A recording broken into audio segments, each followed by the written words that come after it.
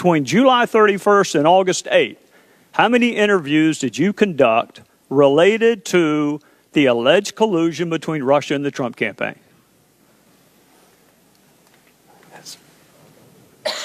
So, Congressman, as you know, counsel for the FBI, based on the special counsel's equities, has instructed me not to answer questions about the ongoing investigation. I'm asking for a number. Russian attempts to interfere. Agent Strzok, I'm asking for a number. I haven't gotten to the names. How many people had you interviewed between the beginning of it on July 31st and August the 8th? It's an 8-day time period. We're a week into an investigation. How many people had you interviewed? Congressman, I understand your question. I appreciate it, and I would very much like to answer. But as I've stated, as you know, that counsel of the FBI, based on the special counsel's equities, have directed me not to answer any questions about the ongoing investigation into Russian attempts to interfere. The gentleman will suspend and the clock will suspend. Mr. Strzok, you are under subpoena and are required to answer the question. Are you objecting to the question? If so, please state your objection. Mr. Chairman, I object. The gentleman does not have standing to object. There is no point of order. No point of order here. The point of order should be heard. Gentleman will state his point of order. My point of order is that intentionally or otherwise, this demand puts Mr. Strzok in an impossible position. He is still an employee of the FBI, and FBI counsel has instructed him not to answer the question. If we have a problem with this policy, we should take it up with the FBI, not badger Mr. Strzok. The gentleman's point of order is not well taken. The gentleman from South Carolina controls the time. Agent Strzok, just so the record's clear, because it's been a little while, I didn't ask you the content of those interviews. I didn't ask you the names of who you interviewed. I asked you whether or not you interviewed anyone from July the 31st until August the 8th. And I find it interesting that the FBI will tell us no interviews were conducted before July 31st. That apparently doesn't impact an ongoing probe. But between July 31st and August 8th, it does. Here's the good news. I already know the answer to it. I went and looked at the file. The first interview that I can find is on August the 11th of 2016, which is 11 days after it began, which makes me wonder, on August the 6th, so you hadn't interviewed anyone, you're investigating this alleged Russian collusion with the Trump campaign. You're the lead investigator. You originated the investigation. You're the point of contact. You drafted the document. And here you are before you've interviewed a single solitary witness saying F Trump. Then that same day, your colleague, Lisa Page, wrote, "Maybe you're meant to protect the country from that menace." And you responded, "I can protect the country at many levels." We're not even a week into an investigation that you originated, approved, were the contact for. You hadn't interviewed a single solitary soul until August the 11th, and you're already promising to protect the country from that menace, Donald Trump. And then on August the 8th, you still hadn't interviewed anyone. You're 8 days into your Russian collusion with the Trump campaign investigation, and you got another text from your colleague, Lisa Page. "Trump's not ever going to become president, right? Right?"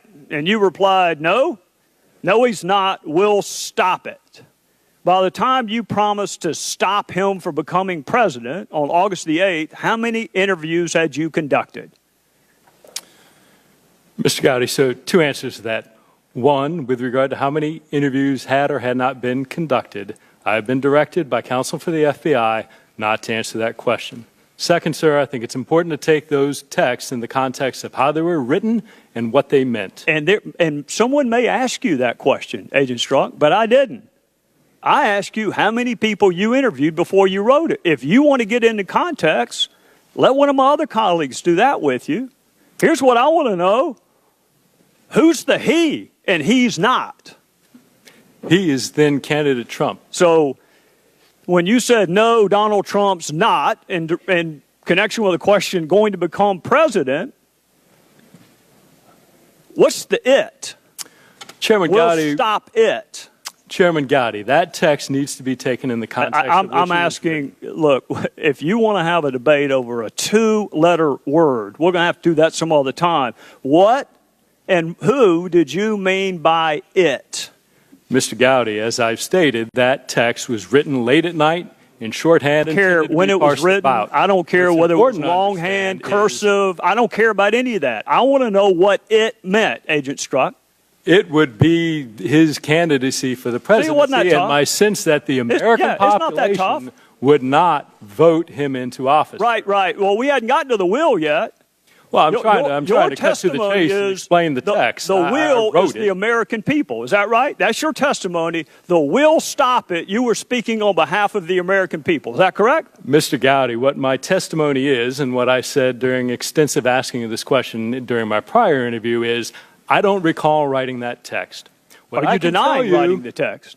What I can tell you is that text in no way suggested that I or the FBI would take any action to influence the candidacy of Agent Strzok. That is a fantastic answer to a question nobody asked. Yeah, Mr. Gowdy, you asked what I meant. My question to you is Chairman, the the will. witness going to be permitted to answer the question being posed?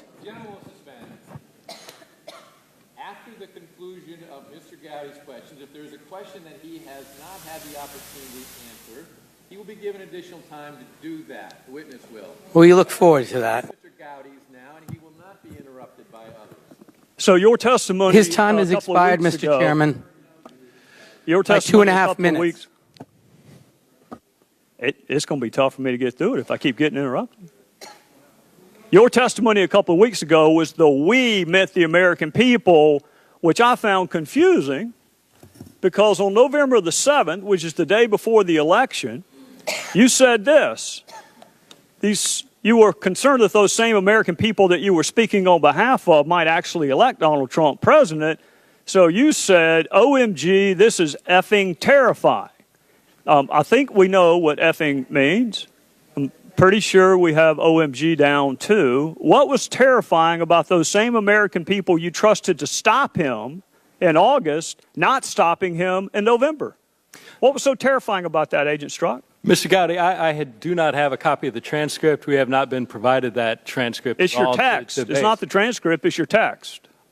Mr. Gowdy, what I would say in that is, one, I was not referring to the American electorate at all. The American electorate I respect in their decisions, and their right to vote is absolutely a cornerstone of our democracy. So at no time did I insult or call into question the judgment or the power of the American electorate.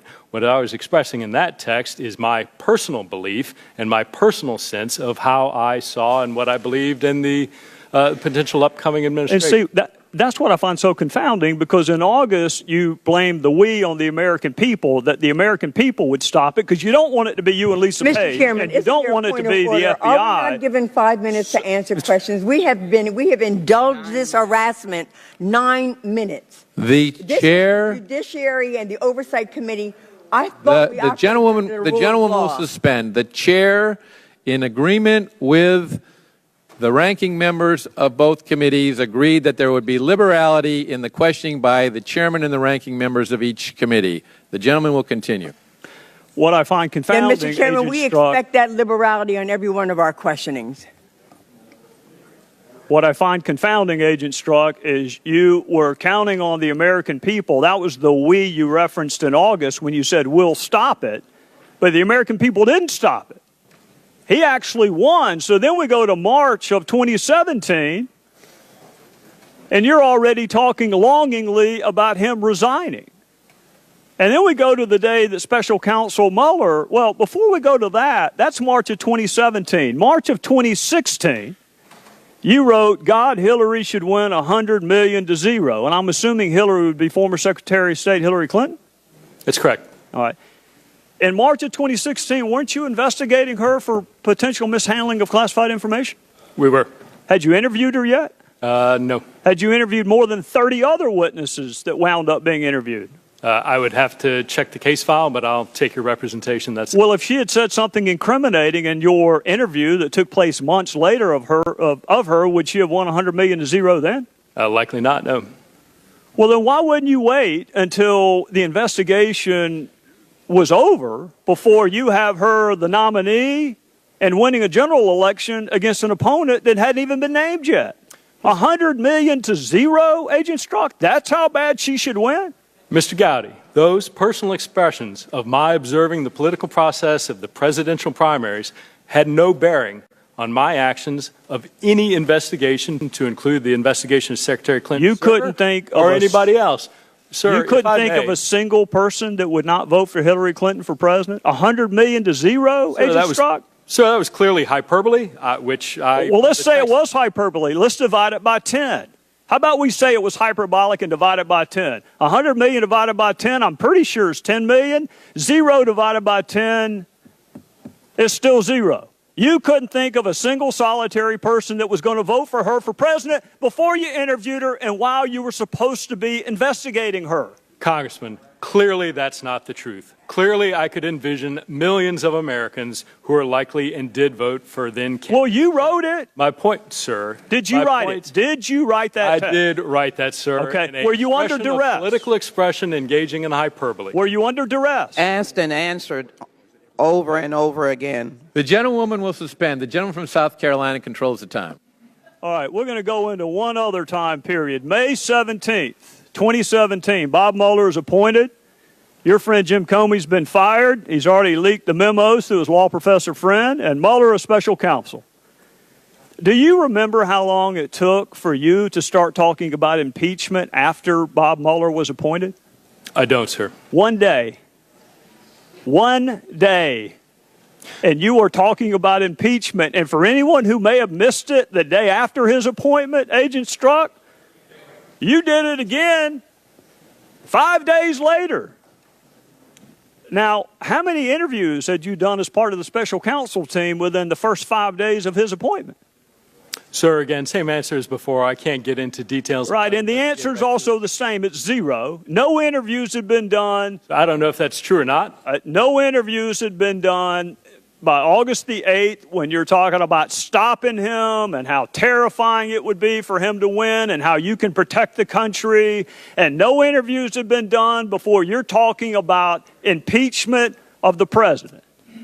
But no wonder Chairman, Bob Mueller kicked you off of the investigation, Agent Strzok. My question is, if you were kicked off when he read the text, shouldn't you have been kicked off when you wrote them? Not at all. Well, it wasn't the discovery of your text, Mr. Strzok. It was the existence of your bias that got you kicked off. No, Mr. Gowdy, it wasn't. I do not have bias. My personal opinions in no way. Well, then why did you get kicked off? Why did you get kicked off? Mr. Gowdy, my understanding of why I was kicked off was that based on understanding of those texts and the perception that they might create is well, something that hang on a second, Agent Strzok. Hang on a second. Perception. Integrity. You're saying it was the perception. There are 13 Democrats on the special counsel probe, including one who went to what he hoped was a victory party. That's a perception problem, too. They weren't kicked off. You were. Why were you kicked off? Mr. Gowdy, I cannot speak to Special Counsel Mueller's How long staffing did you talk to him? decisions or the reasons why he did or didn't. How long did you talk to him when he let you go? Witness answer the question. Witness will be afforded the opportunity to answer the question if there is a question he wants to answer after Mr. Gowdy's time. My recollection, it was a short meeting, somewhere between 15 to 30 minutes, probably around 15 minutes. And your testimony is Bob Mueller did not kick you off because of the content of your text. He kicked you off because of some appearance that he was worried about. Sure. My testimony, what you asked and what I responded to, was that he kicked me off because of my bias. I'm stating to you it is not my understanding that he kicked me off because of any bias, that it was done based on the appearance. If you want to represent what you said accurately, I'm happy to answer that question, but I don't appreciate what was originally said being changed. I don't give a damn what you appreciate, Agent Strzok. I don't appreciate having an FBI agent with an unprecedented level of animus working on 2 major investigations during 2016.